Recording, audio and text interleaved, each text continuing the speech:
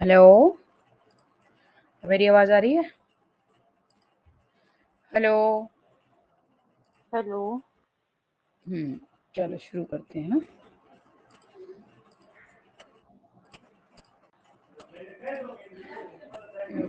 हम कर चुके थे कल इसमें। हम्म,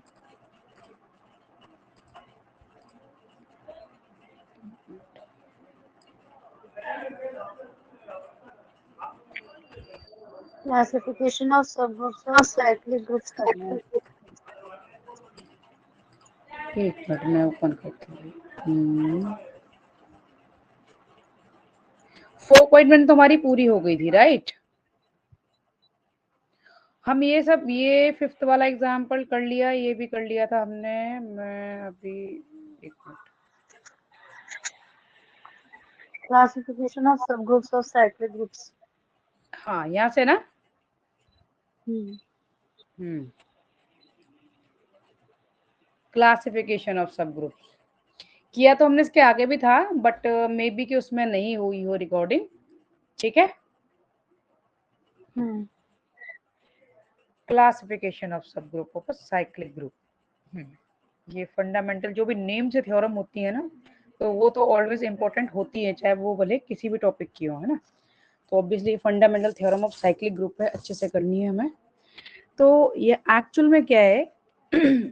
every subgroup of a cyclic group is cyclic. जैसे कि हम सब ग्रुप के लिए करते हैं कि अगर कोई ग्रुप है और उसका जो एवरी सब ग्रुप है वो भी अपने आप में एक ग्रुप है, तो अगर साइक्लिक ग्रुप का सब ग्रुप है तो वो भी साइक्लिक होना चाहिए, क्योंकि उसके एलिमेंट्स भी सेम प्रॉपर्टी को रिप्रेजेंट करेंगे। अब हम आगे बढ़ते हैं कि order of this cyclic group हमने ले लिया n। ठीक है। Then the order of any subgroup of this cyclic group is divisor of n। ऐसे ही जो हमारी सब ग्रुप में ना लैग्रेंजियस थ्योरम भी है सेम वे में, कि ऑर्डर ऑफ जो सब ग्रुप है वो ग्रुप के ऑर्डर को डिवाइड करेगा। ऐसे ही हम यहाँ पर ले रहे हैं कि सब group of a cyclic group is divisor of n। तो n क्या है? सब साइक्लिक ग्रुप का ऑर्डर है। ठीक है। मीन्स कि अब हम ये ले सकते हैं कि अभी क्या है, फॉर ईच पॉजिटिव डिवाइजर। अगर कहीं थोड़ी सी भी आवाज वो जो भी कुछ हो तो मुझे ना तुरंत ना व्हाट्सएप पे टाइप करना, क्योंकि मैंने ऑन, जिससे ये हो कि हमारा टाइम वेस्ट ना हो।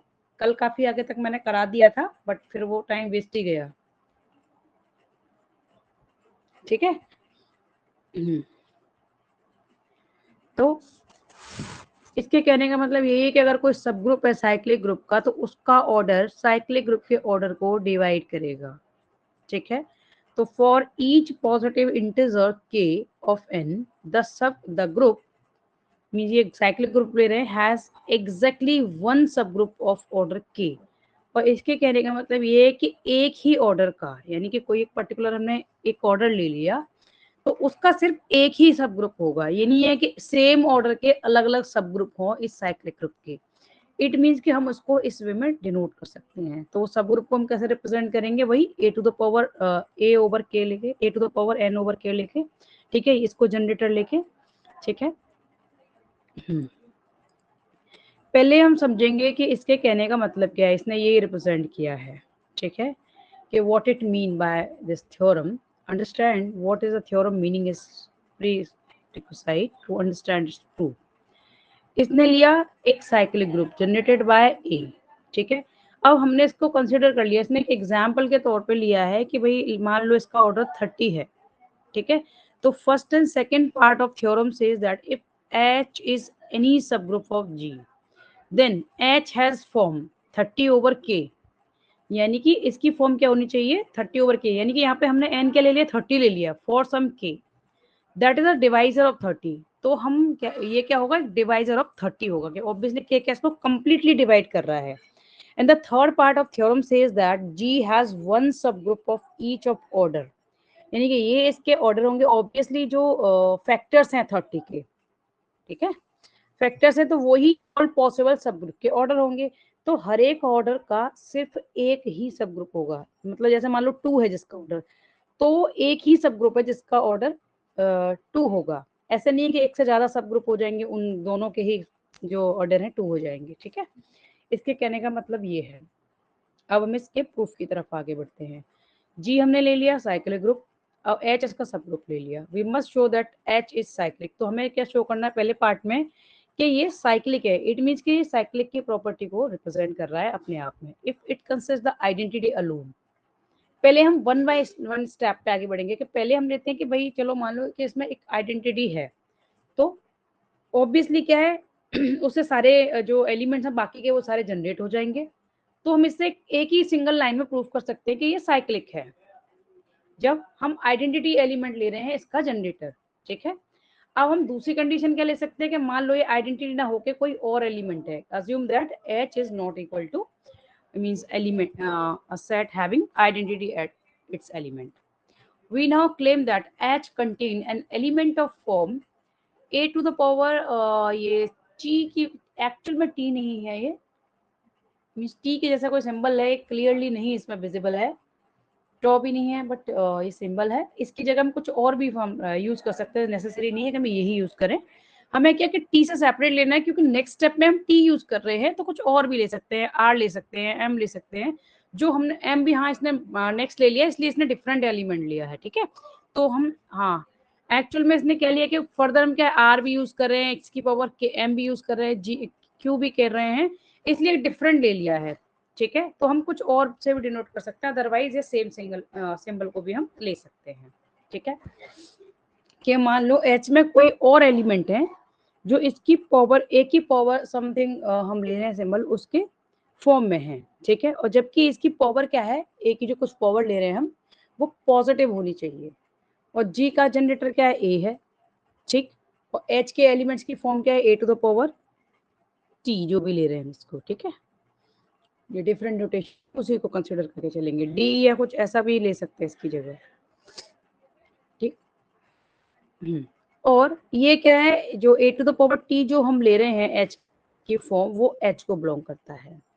और यहाँ पे अगर हम एक नेगेटिव वैल्यू लें, तो नेगेटिव का नेगेटिव लेंगे तो ऑब्वियसली पावर क्या हो जाएगी, पॉजिटिव हो जाएगी, जो कि एच को बिलोंग करती है। तो हमारा जो क्लेम है वो वेरीफाइड हो गया। यानी कि अगर हम कोई भी नेगेटिव वैल्यू लेते हैं पावर में, और हम उसका नेगेटिव एलिमेंट यानी कि उसका इनवर्स लेते हैं, तो वो भी क्या हो जाएगा, पॉजिटिव ले होगा। क्योंकि हमें पड़ता है कि एक एलिमेंट और उसका दूसरे का इनवर्स उसमें बिलोंग करना चाहिए। ठीक है, तो हमें इनवर्स तो लेके दिखाना था, पर जब हम इनवर्स ले रहे हैं तो हम फिर उसकी नेगेटिव वैल्यू लेंगे पावर में, जिससे वो ऑटोमेटिकली पॉजिटिव हो जाए, क्योंकि हमने एच के जो एलिमेंट इनिशियली क्या कंसिडर किए हैं कि उसकी पावर पॉजिटिव हो। ठीक है, इसीलिए तो ये क्लेम हमारा वेरीफाइड हो गया। अब नेक्स्ट की तरफ आगे बढ़ते हैं, क्योंकि इसमें 3 जो है स्टेप्स वो फॉलो करने हैं। Let m be the least positive integer such that a to the power m belongs to h। by closure h का जो साइक्लिक ग्रुप होगा वो सबसेट ऑफ h हम ले लेते हैं। Next claim that h is generated by a to the power m। to prove this claim its suffices let b be any arbitrary member of h। Like हमने कोई एक member ले लिया, यानी कि कोई एक पर्टिकुलर एलिमेंट ले लिया कि b इज साइक्लिक ग्रुप में which is generated by a to the power m। तो b की भी फॉर्म क्या होगी, इसी फॉर्म में आएगी, a की पावर कुछ हम कुछ भी लेंगे m की वैल्यू उसी फॉर्म में आएगी। और b क्या है, g का भी एलिमेंट होगा। क्यों, क्योंकि ये h का है, इट मीन्स कि g का भी होगा। ठीक है, जो कि a से जनरेटेड है, क्योंकि कोई भी एलिमेंट h का है तो ऑटोमेटिकली g का तो होगा ही, क्योंकि h अपने आप में उसका सब ग्रुप है ना, इसीलिए। तो वी हैव, हमने कोई भी ले लिया b is equal to a की power k for some k, means k की कोई वैल्यू के लिए हमने b कोई एलिमेंट ले लिया। क्यों, क्योंकि b क्या है, a की पावर में ही हम लेंगे। ठीक है, now apply the division algorithm to k and m। अब m और k में हमने डिवीजन एल्गोरिथम अप्लाई कर दी। ठीक है, तो a to the power k को हमने, यानी कि k को हमने रिप्रेजेंट कर दिया m into q plus r। ठीक है, हमने q and r such integer ले लिए। जब भी हम डिवीजन एल्गोरिथम लगाएंगे तो ऑब्वियसली हमें उसको dividend is equal to divisor into quotient plus remainder की फॉर्म में लेना है। r को हम हमेशा डिवाइजर से लेस दिखाएंगे एंड ग्रेटर देन और इक्वल टू 0 दिखाएंगे। ठीक है, तो a to the power k को हम इस वे में रिप्रेजेंट कर सकते हैं, a to the power q sorry m into q plus r।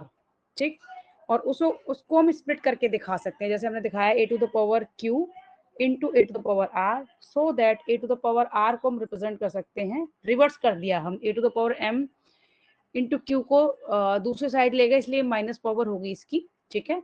तो आर को हम इस वे में रिप्रेजेंट कर सकते हैं, ठीक। और ए टू द पावर क्या है, ए टू द पावर के क्या है, बी है, and that is equal to b है, and that is equal to, that belongs to H. तो अब हम ये ले लेंगे कि a to the power minus m into q को हम क्या ले सकते हैं, a to the power m on whole power q, ठीक, इज इन एच, ठीक, क्योंकि ये क्या है, ये ई में फॉर्म हो जाएगा, ठीक है। A to the power M क्या ई है, और उसकी होल पावर हम कुछ भी ले लें वो ई ही हो जाएगा। तो इज इक्वल टू यहाँ पे क्या आ गया, ये ए टू द पावर के किसके इक्वल आ गया, ये आर के इक्वल आ जाएगा, क्योंकि एम इंटू क्यू जो हमने फाइंड किया था, a to the power r, a to the power minus m into q into k, a to the power के आया था, और हमने इसको a to the power minus m into q को आइडेंटिटी फॉर्म कर लिया, ठीक है। But m is the least positive integer such that a to the power m belongs to h, and r की जो वैल्यू है ग्रेटर देन और equal to 0 है and less than equal to m है, सो r मस्ट बी 0। तो ये completely divide होने के लिए क्या चाहिए कि हमारा r 0 होना चाहिए, तभी हम कहेंगे कि ये इसको कंप्लीटली डिवाइड कर रहा है। जो m है k को कंप्लीटली डिवाइड कब करेगा, जब r रिमाइंडर क्या है 0 होगा। और अब हम इसको इस फॉर्म में लिख सकते हैं, यानी कि ए टू द पावर के को क्या लिख सकते हैं, अगर आर 0 है तो a to the power m into q, and that is equal to a to the power m into q को लिख सकते हैं a to the power m whole power q, and that belongs to a to the power m, ठीक है, ये इसको belong करेगा। And this prove the assertion of the theorem that every subgroup of cyclic group is cyclic, यानी कि फिर से वही फॉर्म आ गई जो कि इनिशियली साइक्लिक ग्रुप की थी, ठीक है। उसके थ्रू हम इसको रिप्रेजेंट कर सकते हैं कि every subgroup of a cyclic group is cyclic. इसमें क्या है कि ये पैराग्राफ की फॉर्म में लिखते हैं, जबकि तुम एग्जाम में करोगे तुम स्टेप्स की फॉर्म में लिखोगे, जब भी एक फुल स्टॉप होगा उसको नेक्स्ट लाइन से लिखोगे। जब भी न्यू कंसेप्ट है, जैसे मान लो यहाँ से देयरफॉर को लिख के फिर अगली लाइन से लिखोगे b is equal to a to the power k, and that is equal to a to the power m into q, and that is equal to this, ठीक है। इसको इनकी तरह पैराग्राफ में नहीं लिखना है एग्जाम में। अगर पैराग्राफ में लिख दिया तो यहाँ तो ये खुद तो लिख रहे हैं, लेकिन जब जो चेक करेंगे तो कट करेंगे मार्क्स, ठीक है। तो इस चीज को माइंड में रखना है। अब क्या है, नेक्स्ट पोर्शन को प्रूव करेंगे।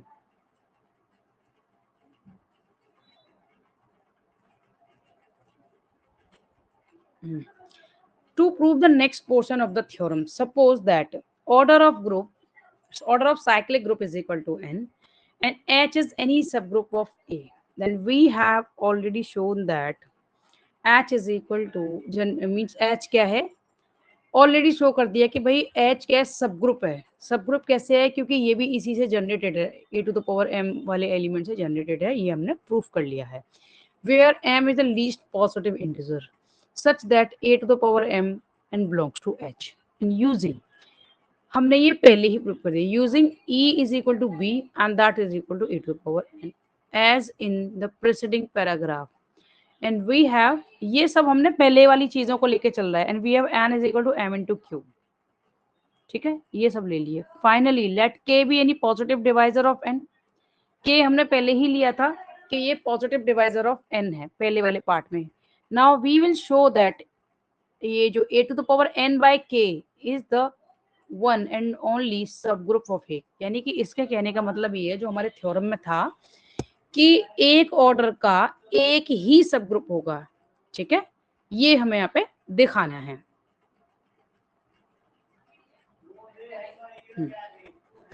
बस ये मैं दिखाना है कि वी शो दैट मींस जो जनरेटर ले रहे हैं हम a to the power n minus k is the only one and only subgroup of A of order k. From theorem 4.2 we see that cyclic group generated by a to the power n by k has order, ये हम theorem में कर चुके हैं कि अगर हम इस पावर की फॉर्म में ले रहे हैं, जनरेटर को एक पावर की फॉर्म में ले रहे हैं, तो उसका ऑर्डर क्या होगा, has order n by GCD of n n by k, ठीक है।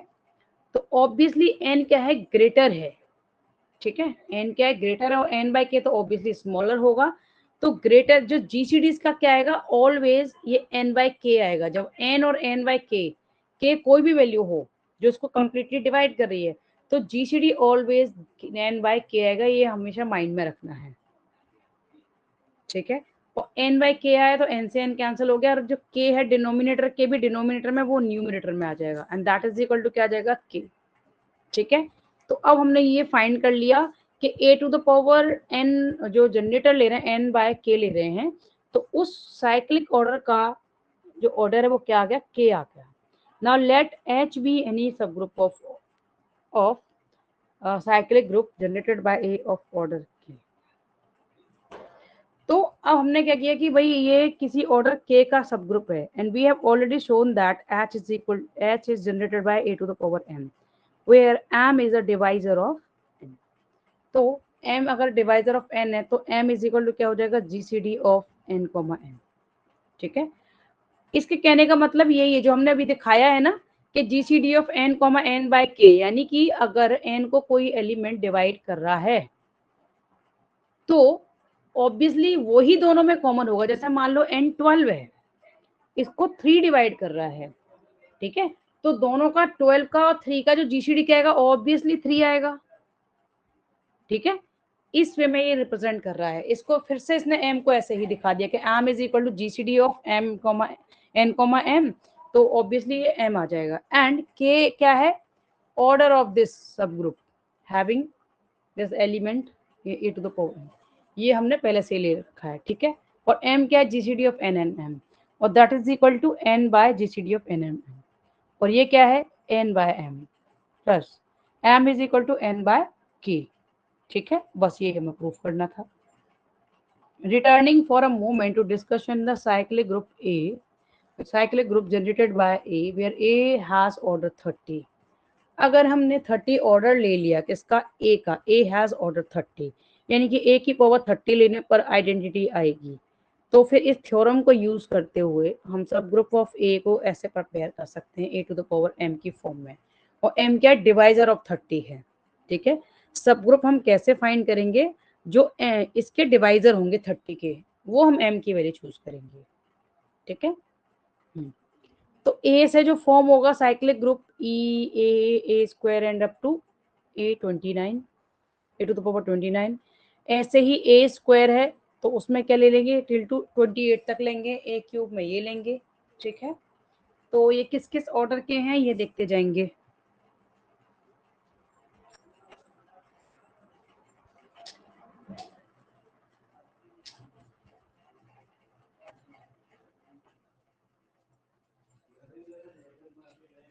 अब हमने ये दिखाया है कि ये हमारा ग्रुप है जनरेटेड बाय ए, और उसका ऑर्डर ले लिया हमने 30।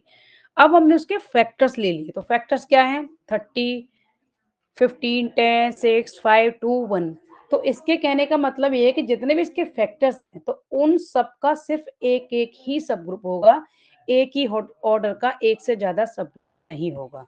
जैसे कि मान लो ऑर्डर 30 है, जिसके एलिमेंट्स होंगे, ठीक है, जनरेटेड बाय ए, तो ऐसा एक ही सब ग्रुप है। फिर ए स्क्वायर से हमने जनरेट किया है तो वैसा क्या है, सिर्फ एक ही है, ठीक है। इसका ऑर्डर क्या है, 15 होगा, इसमें स्क्वायर के फॉर्म में लेंगे, ठीक है, ए स्क्वायर की पावर लेंगे, फिर ऑर्डर 10 हो गया, तो ऐसा एक ही सब ग्रुप है। तो इसके कहने का मतलब ये है कि जितने भी फैक्टर हैं एन के, उनसे हम क्या है, सब ग्रुप फॉर्म करेंगे, और ईच ऑर्डर के लिए, ठीक है, ईच ऑर्डर के लिए क्या होगा, सिर्फ एक ही सब ग्रुप होगा। ये माइंड में रखना है, यही इस थ्योरम का जो कंक्लूजन है, ठीक है।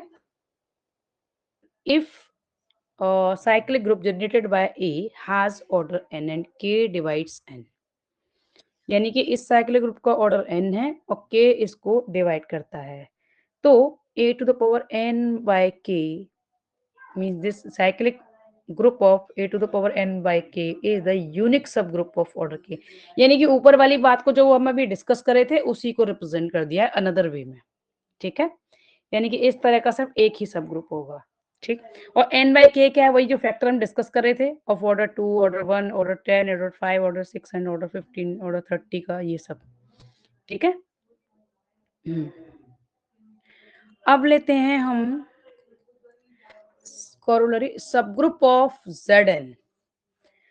चलो समझते हैं इसको। For each positive divisor k of n, यानी कि k क्या है, पॉजिटिव डिवाइजर है n का, the set n by k is the unique सब ग्रुप ऑफ Zn।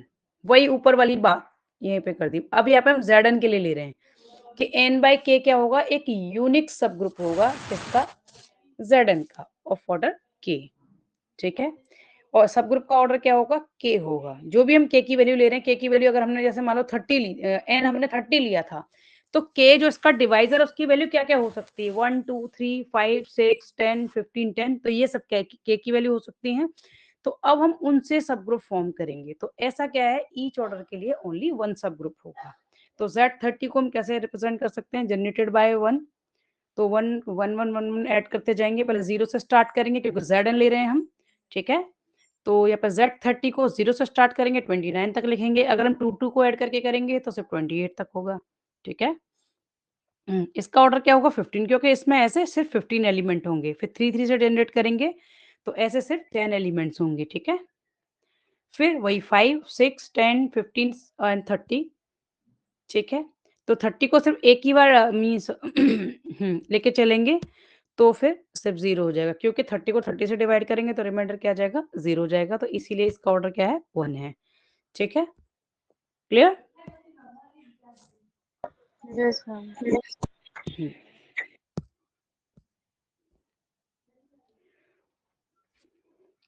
अब आते हैं हम नेक्स्ट एग्जांपल पे। To find the generator of subgroup of order n of order 9 in Z36, we observe that 36 by 9 is equal to 4 is one generator। ठीक, तो find the generator of group सब group of order 9, यानी कि जिसका order 9 है उसके generator हमें find करने हैं। तो अब हम क्या करेंगे कि n बाय k करके देख लेंगे। तो ये क्या आ गया, 4। तो 4 is the one generator. Find others.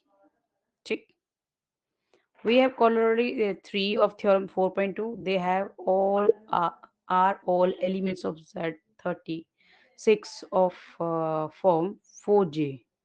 4j means we where we get GCD of 9 and j, ये आ गया 1। ठीक है, तो क्या क्या हो सकते हैं इसके जनरेटर, 4 into 1। ठीक है, यानी कि जिनका GCD है वो 1 होना चाहिए, वो 9 और j का। ठीक है, 9 और j का जो j की वो वैल्यू लेंगे जिनका 9 के साथ क्या होगा, GCD 1 होगा। तो ऐसी कौन कौन सी वैल्यू है, ऐसा एक तो 1 हो गई, एक 2 हो गई, 4 भी है, 5 भी है, 7 भी है और 8 भी है। इसलिए ये डिफरेंट वो हो गए हमारे जनरेटर। ठीक है, तो a की पावर 4, a की पावर 4 स्क्वायर, a की power 4 to the power 4, a to the power 4 to the power 5, इस तरह से हम इनके जनरेटर को फाइंड कर सकते हैं। क्लियर हुआ? ठीक है, clear? Yes, ma'am.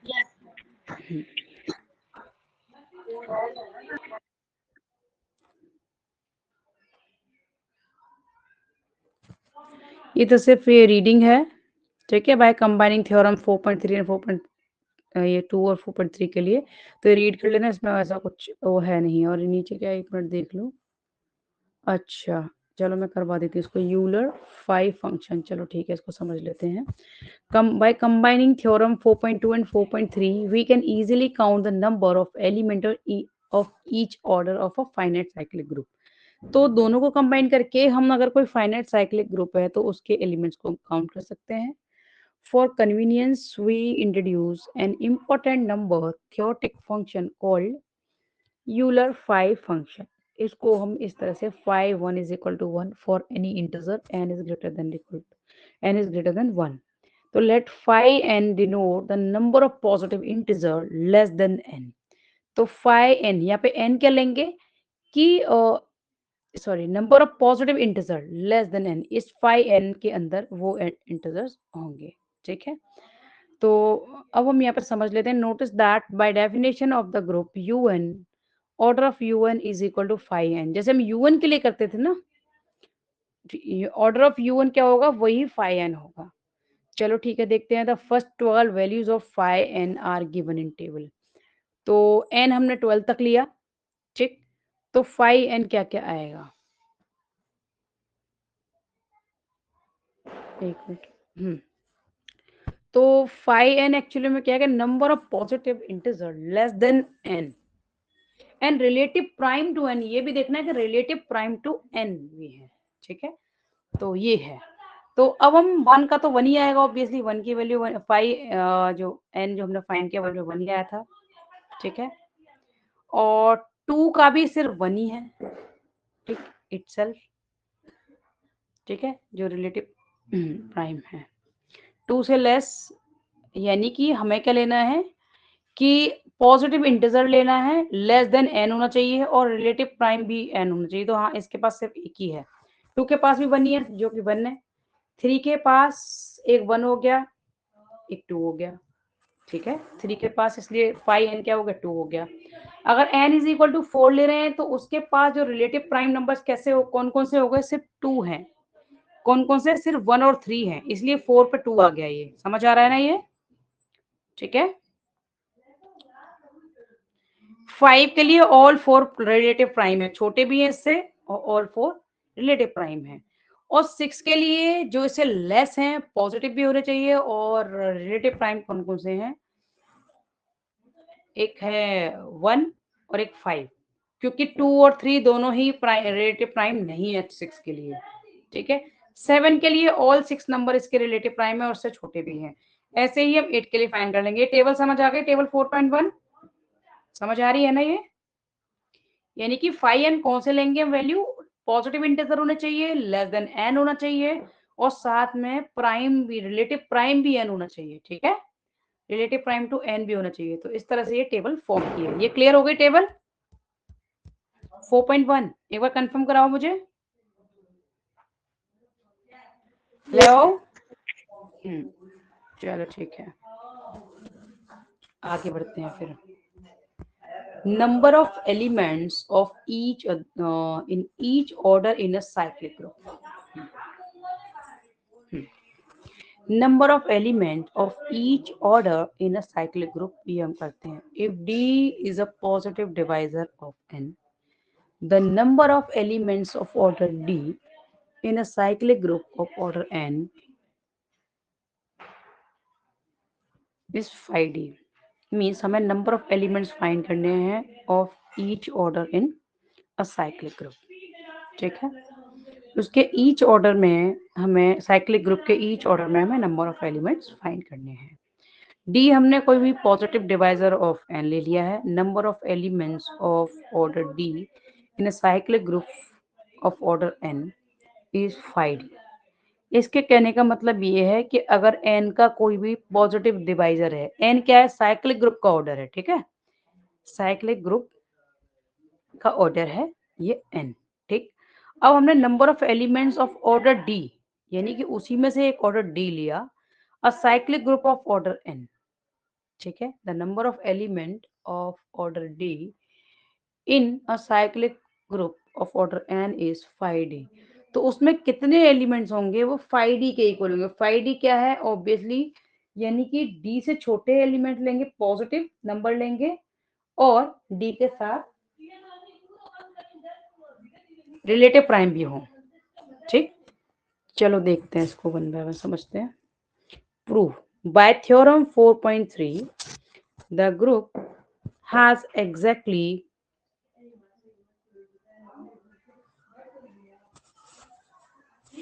Give me 1 minute, हाँ, 1 मिनट देना है ना मुझे, 1 मिनट। इसको खत्म ही कर देते हैं ना, इसको पूरे पैराग्राफ, मुझे 1 मिनट देना है ना।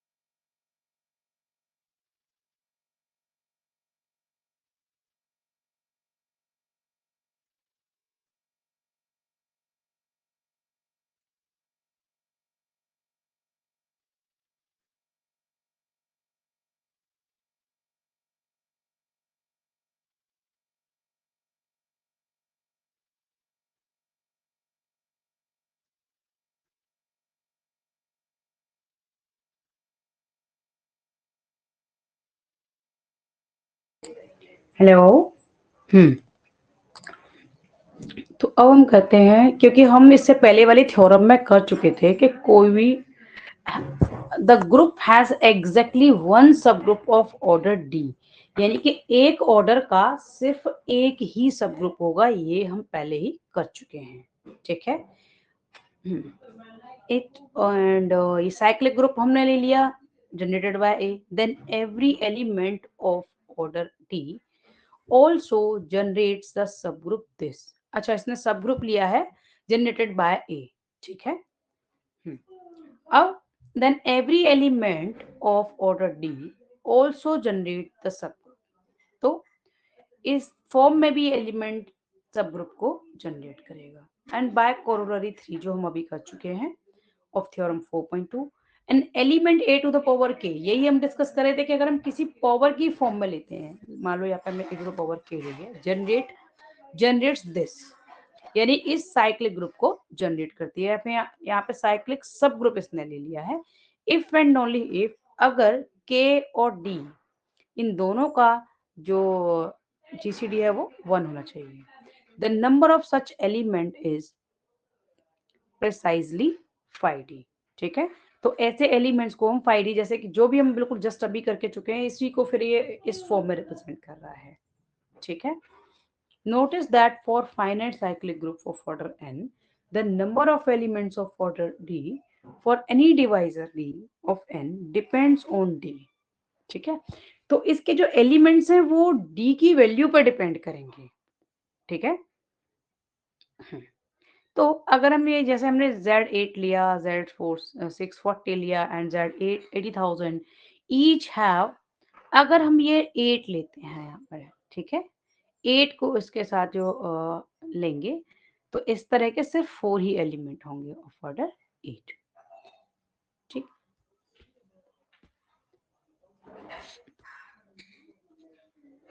तो यहाँ पर क्या है कि पर्टिकुलर ऐसा कोई फॉर्मूला नहीं है कि नंबर ऑफ एलिमेंट्स फाइंड करने का, सिर्फ हम यहाँ पे क्या है, एक कंडीशन को फॉलो करके चेक कर लेंगे। ठीक है। इसके कहने का मतलब ये है कि ऐसा कोई फॉर्मूला नहीं है कि उसमें वैल्यू पुट करो बस आ जाएगा, ऐसा नहीं है। हम क्या करेंगे कि इस फॉर्म को कंपेयर करेंगे, देन हम देख सकते हैं कि इसमें कितने एलिमेंट्स हो सकते हैं। ठीक है। एन की, डी की, इन सभी की जो वैल्यू देखेंगे, ओके, जो भी हमने कंसिडर किया है, तो उन सभी की कंडीशन देखेंगे, उसके अकॉर्डिंग हम नंबर ऑफ एलिमेंट्स फाइंड कर सकते हैं। ठीक है।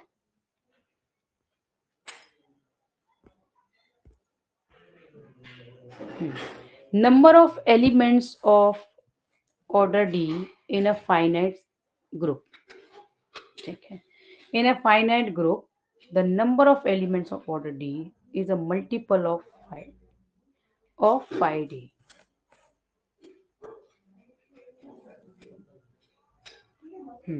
तो ये क्या है कि in the finite group the number of elements of order d is a multiple of 5D। चलो देखते हैं। If a finite group has no element of order d, statement is true. ठीक है। अगर कोई भी ऐसा एलिमेंट नहीं है डी का, तो statement is true since 5D divides 0, क्योंकि ये 0 को डिवाइड करता है। अगर स्टिल एक भी एलिमेंट ऐसा नहीं है, फिर भी हम इसको फिर भी हमारी स्टेटमेंट क्या है, ट्रू है। Now suppose a belongs to G and order of A is equal to D by theorem 4.4, we know that cyclic group generated by A has 5D element of order D। हमने ये consider कर लिया। If all elements of order D in G are in this form, यानी कि इस order के जितने भी एलिमेंट हैं G के अंदर, वो इस फॉर्म में, यानी कि साइक्लिक ग्रुप की फॉर्म में है, एंड वी आर डन। तो हम ऐसे इजीली इसको शो कर सकते हैं। अब हम अंदर कंडीशन लेंगे। So suppose that there is an element b in G of order d and that is not in A, यानी कि अभी तो हम कंडीशन ले रहे थे कि भाई ये अगर जी में है तो वो इस फॉर्म में होंगे। अगर मान लो कि अगर कोई ऐसा एलिमेंट है कि जो जी ऑफ ऑर्डर डी का है but not in this cyclic form, then b also has d element of order d. ठीक है। जो साइक्लिक ग्रुप जो दूसरा हम ले रहे हैं, जो दूसरा सब ग्रुप ले रहे हैं, generated by b also has 5D elements, यानी कि अब हम इसको सेपरेटली इसके लिए फाइंड करेंगे of order d. This means we have found two times of phi d elements of order d in group provided that generated by A and B have no elements of order d in common. If there is an element C of order d such belongs to both, we have cyclic group generated by A that is equal to generated by C that is equal to generated by B, so that B belongs to this, and which is contradiction. Continuing in this fashion, we show see that number of element of order d is in a finite group is multiple of 2d. अगर हम यानी कि twice D कब हो रहा है, जब इनमें कोई भी कॉमन नहीं है, ठीक है, जब इन दोनों ग्रुप्स में, दोनों साइक्लिक ग्रुप्स में कुछ भी कॉमन नहीं है। अगर मान लो हम अगर कॉमन ले लेते हैं तो फिर ये इससे दोनों क्या है, इससे जनरेटेड हो जाएंगे, ठीक है, यानी कि ये तीनों जो साइक्लिक ग्रुप हैं वो इक्वल हो जाएंगे अगर कुछ कॉमन होगा तो। फिर क्या कंक्लूड होगा कि बी क्या है, इसके अंदर बिलोंग करेगा, एंड विच इज कॉन्ट्राडिक्शन। ये हम पहले ही अज्यूम कर चुके हैं, तो ठीक है, तो ये चीज कॉन्ट्राडिक्शन। तो हम कह सकते हैं कि number of elements of order d in a finite group is multiple of phi d. इससे हम कंक्लूड कर सकते हैं, ठीक है।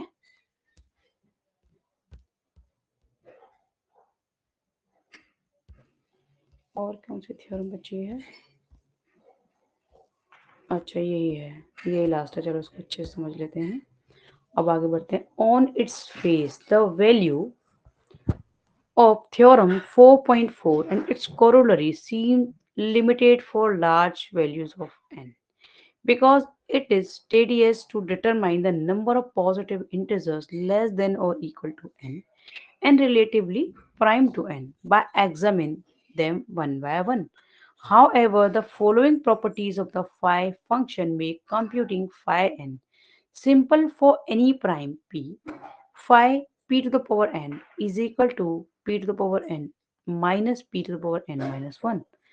फिर फर्दर हम एक्सरसाइज देखेंगे 65 and for relatively prime m and n then five m n लेंगे तो उसको हम स्प्लिट करके ऐसा शो कर सकते हैं। अगर हमने जैसे मान लो 540 लिया है तो 58 इंटू 55 भी लिख सकते हैं इसको, ठीक है। और दोनों के ही जो एलिमेंट्स कैसे होंगे, इसमें दोनों में फोर होंगे, तो दोनों को मल्टीप्लाई करेंगे तो ये 16 आ जाएंगे, ठीक है, ये है। तो अगर वैसे भी हम 540 फाइंड करें, वैसे भी फाइंड करेंगे तो वो भी 14 ही आएंगे। इसके कहने का मतलब ये है कि या तो हम दोनों का प्रोडक्ट फाइंड कर लें, यानी कि 5 8 और 5 5 के लिए फाइंड कर लें, फिर उनको मल्टीप्लाई कर दें, या फिर 540 के लिए ही डायरेक्ट फाइंड कर लें तो भी वो 16 ही आएंगे, ठीक है। ऐसे ही 575 के लिए फाइंड करेंगे तो भी वो कितने आएंगे, यानी कि 525 के इक्वल आएंगे, और दैट इज इक्वल टू 53, ठीक है। एक मिनट, ये है sorry 575 is equal to 5 square into 53, यानी कि 75 को हमने स्प्लिट कर लिया 25 इंटू 3 वाले में, है ना। तो 25 को हम 5 स्क्वायर लिख सकते हैं, इसलिए 5 स्क्वायर लिखा है और इंटू 5 3, ठीक।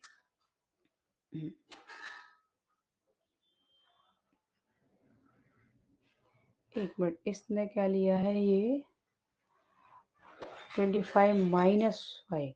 अच्छा, इसका कहने का मतलब ये है कि ये जो फॉर्मूला लिया है ना इसने, देखो इसको समझो, ये कि अगर लार्ज नंबर है ना, लार्ज, तो जो पावर की फॉर्म में, तो देखो इससे फाइंड करेंगे। इसने ये वाला फॉर्मूला मैं यहाँ दिखा देती हूँ, तो मैं कर्सर रखूंगी, समझ जाना।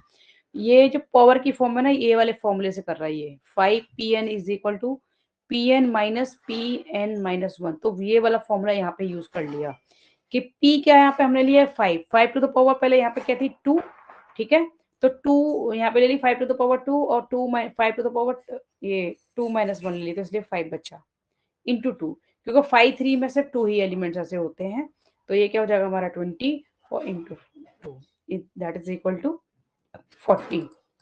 ऐसा क्यों किया, जैसे मान लो कि ये तो मीन स्मॉल नंबर है, ठीक है। इसने बिगिनिंग में कहा था ना कि this on its face value of theorem 4.1 and its corollary seem limited for large number, कि अगर लार्ज नंबर है तो हम सेल्फ अजम्पशन करके कितनी वैल्यूज फाइंड कर लेंगे, पॉसिबल नहीं है कि हम बहुत सारी फाइंड करते रहे, टाइम भी लिमिटेड होगा। तो अगर पावर की फॉर्म में है, मान लो पावर की फॉर्म में कोई नंबर है और उसके लिए हम रिलेटिव प्राइम और उसका वो फाइंड करते रहे तो बहुत सारा टाइम लगेगा। तो बेटर क्या होगा कि अगर पावर में नहीं है या है भी तो हम किसी नंबर को पावर में फॉर्म करके और इस p to the power n minus p to the power n minus 1 करके डायरेक्टली फाइंड कर सकते हैं। ठीक है, इसीलिए ये फॉर्मूला दिया है।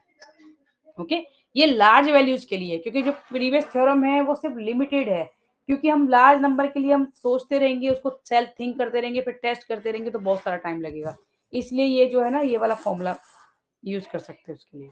ठीक है, the relationship among the various subgroup of a group can be illustrated with subgroup lattice of the group. This is a diagram and that include all the subgroup of a group and connect a subgroup H at one level to subgroup K at a higher level with sequence of line segment if and only if H is a proper subgroup of K. Although there are many ways to draw such a diagram, the connection between the subgroup must be the same. Okay. चलो अब इसको देख ले रहे हैं। Typically one attempt to present the diagram in one eye pleasing fashion. Let us see this. ये हम देख रहे हैं latest diagram for Z30 show figure 4.2 and that is cyclic group generated by 10. ठीक है, and is a subgroup of both 2 and 5 but 6 is not a subgroup of this. चलो check करते हैं कि 6 क्यों नहीं है। ठीक है, ये लैटिस है, Z30 है ये।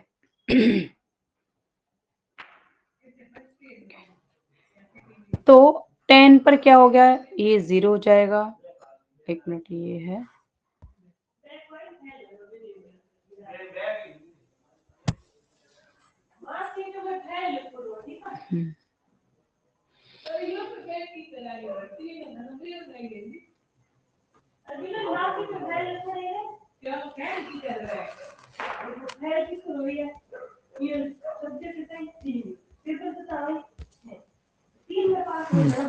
इसको समझते हैं। This precision of theorem 4.3 can be appreciated by comparing ease with which we are able to identify the subgroup of A30 and with that of doing the same for say U30 or D30. And these groups have relatively simple structure among non-cyclic groups. And we'll prove in chapter 7. Okay. यहाँ पे सिर्फ ये lattice given है A30 का, sorry Z30 का। तो Z30 का इसके सारे एलिमेंट हैं, एक मिनट, 0 1 2।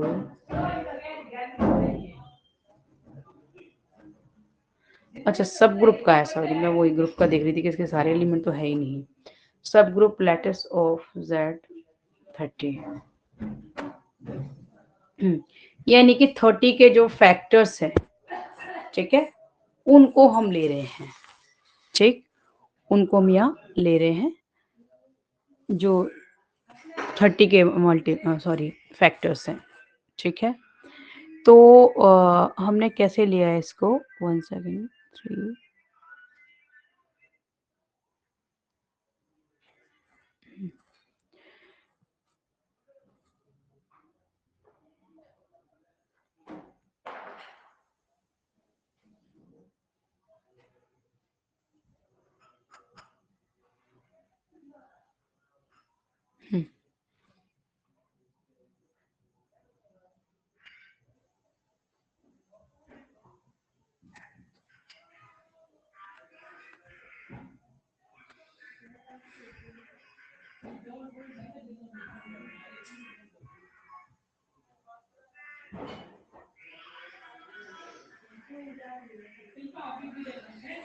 एक मिनट, ये लैटिस का पोर्शन सिर्फ यही है। तो लैटिस को ना, जो लैटिस क्या होता है, क्योंकि उन्होंने डायरेक्ट दे दिया है, तो ऐसे तो हम समझ सकते हैं कि इसके सारे फैक्टर्स को एसोसिएट किया है, बट इसको जो एसोसिएट करने का भी ना एक लॉ होता है। इन्होंने यहाँ पे डायरेक्ट दे दिया है, तो मैं ऐसा करूंगी, इस लैटिस का लॉ वगैरह करा दूंगी तो मैं नेक्स्ट क्लास में। ठीक है, तो अगर मान लो बाई चांस आ भी जाए, क्योंकि इसमें तो थोरली सारा आ रहा है ना, कुछ छोड़ना तो है ही नहीं, राइट। तो ये लैटिस का भी तो मैं कंसेप्ट करा दूंगी।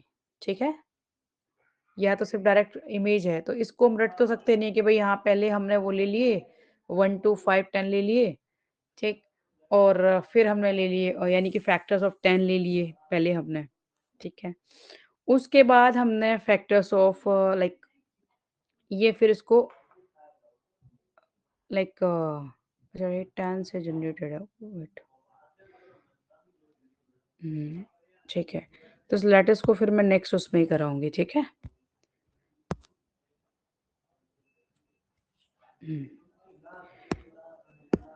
एक मिनट, ये क्या है, नेक्स्ट इसको करूँ रोटेट।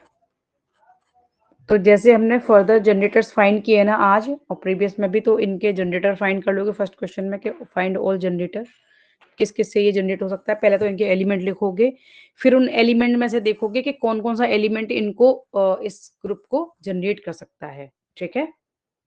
वो यही है कि पहले Z6 यानी कि 0 से लेके 5 तक लिखोगे, फिर 0 से लेके 5 तक यानी कि 0 को तो लेंगे नहीं, 0 तो जनरेट करेगा नहीं किसी को, तो ऑब्वियसली 1 से लेके 5 तक कौन से एलिमेंट हैं जिनसे ये सेट जनरेट हो जाएगा, ठीक है। तो वही उसके जनरेटर होंगे, वो टेस्ट करके देखोगे तुम, ठीक है।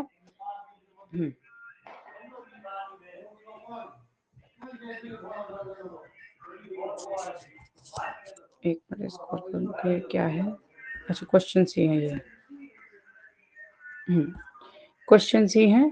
तो जो भी हमने ये थ्योरी कर ली है, जो भी हमने ये रीडिंग कर ली है, तो उसे मैच करके जितने मैक्सिमम क्वेश्चंस हो पाते हैं वो करना, ठीक है। फिर हम नेक्स्ट डाउट क्लास रख लेंगे पहले अलजेब्रा की, ठीक है। पहले अलजेब्रा के सारे डाउट्स हो जाएंगे, उसके बाद फिर हम एनालिसिस करेंगे, ओके। कल हो जाएगी, कल होगी क्लास?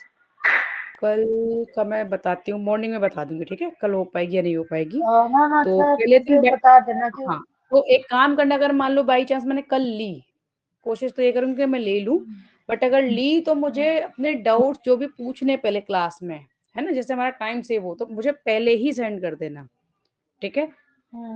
मतलब जो भी है पेज नंबर के साथ, जैसे मुझे पहले ही हो, मुझे कुछ देखना है या उसके लिए कुछ मटेरियल निकालना है तो मैं पहले ही निकाल लूं, ठीक है।